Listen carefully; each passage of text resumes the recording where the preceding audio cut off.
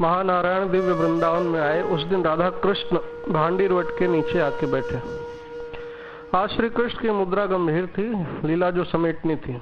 श्री महानारायण आके प्रणाम करके श्री कृष्ण में समा गए। श्री कृष्ण तो सारे ब्रजवासी को, बाबा, मैया, वृषभानु, कीर्ति आदि सखाओं को तथा सखाओं को वहां भांडीर वट पे बुलाया। श्री कृष्ण के बाएं राधा बैठी, वृषभानु के बाएं कलावती, कीर्ति देवी बैठी। सामने भाई, बंधु, गोप गोपी बैठे। तब कृष्ण बोले कि हे नंद, ब्रह्मा से लेके स्तंभ पर्यंत सभी पदार्थ बिजली की चमक, जल की ऊपर की रेखा और पानी के बुलबुले के समान है, भ्रम रूप ही है। मैंने तुम्हें मथुरा में सब ज्ञान बताया था, वैसे ही कदली वन में राधा ने यशोदा को समझाया था। वही परम सत्य भ्रम रूपी अंधकार का विनाश करने के लिए दीपक है। अतः तुम मिथ्या माया को छोड़ के परम पद का स्मरण करो। मुझ परब्रह्म सनातन भगवान का बारंबार ध्यान करके तुम उस परम पद को प्राप्त करो। अब कर्मों की जड़ काट देने वाले कलयुग का आगमन सन्निकट है। अतः तुम शीघ्र गोकुल वासियों के समूह को साथ ले तो लोग को चले जाओ। राधानंद, यशोदा, वृषभानु, कीर्ति ब्रजवासियों को लेके तो लोग जाए। उसी वक्त गोलोक से आए हुए विशाल मनोहर रथ को सबने देखा, जो 4 योजन विस्तृत और 5 योजन ऊंचा था। कलावती व गोलोक वासिनी नित्य सिद्धा सब अयोनिजा थी।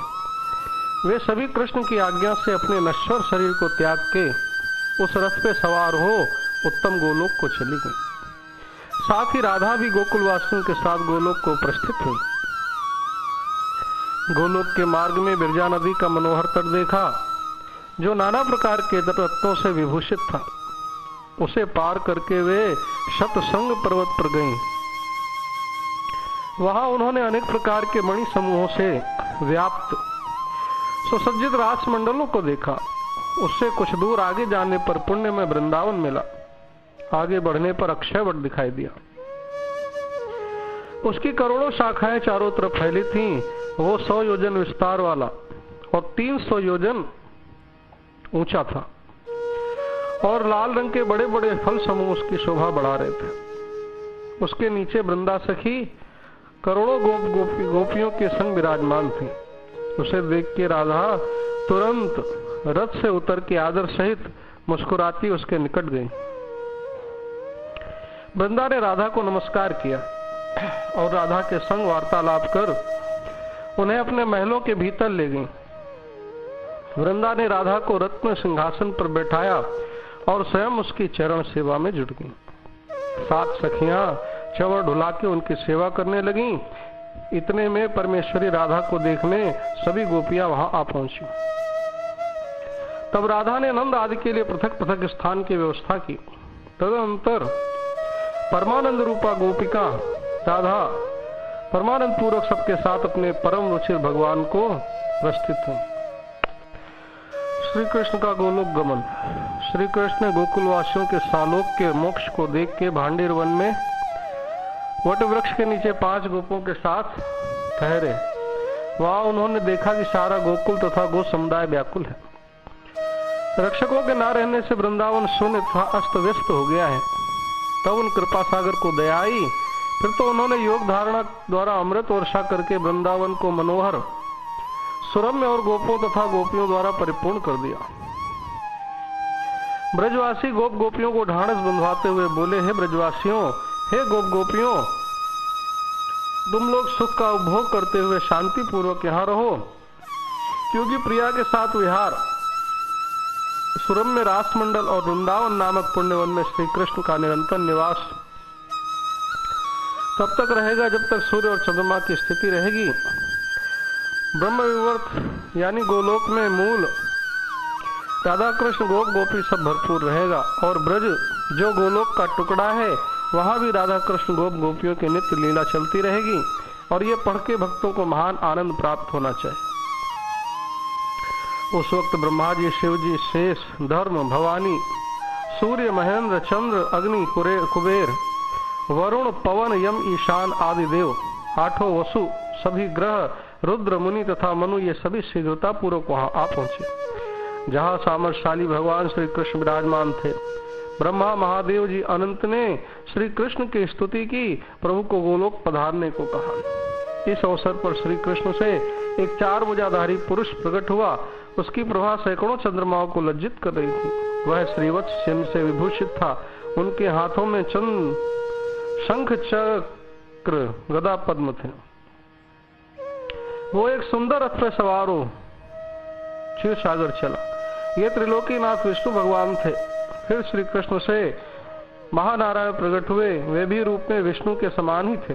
वे भी उत्तम विमान में बैठे बैकुंठ लोक महालक्ष्मी को लेकर चले।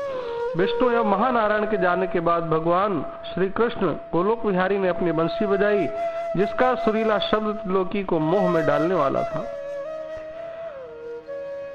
सभी देवता मूर्छित हो गए। तब पार्वती बोली कि हे प्रभु, गोलोक स्थित रास मंडल में मैं ही अपने एक राधिका रूप से रहती हूँ। मैं ही महालक्ष्मी, सरस्वती, सिंधु कन्या, वेद माता, सावित्री हूँ। पांचों प्रकृति मेरा ही रूप है। आप गोलोक चलिए। मैं वहां श्री राधा रूप से आपका इंतजार कर रही हूँ। आपके बिना गोलोक सोना है।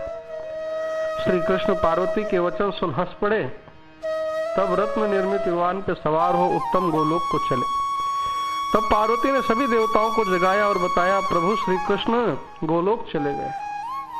तब सारे देवता अपने अपने धाम में चले गए और दुर्गा पार्वती भी शिव संग अपने धाम चली गई। आगे प्रसंग है, सर्वज्ञा राधा ने गोलोक श्री कृष्ण का स्वागत किया।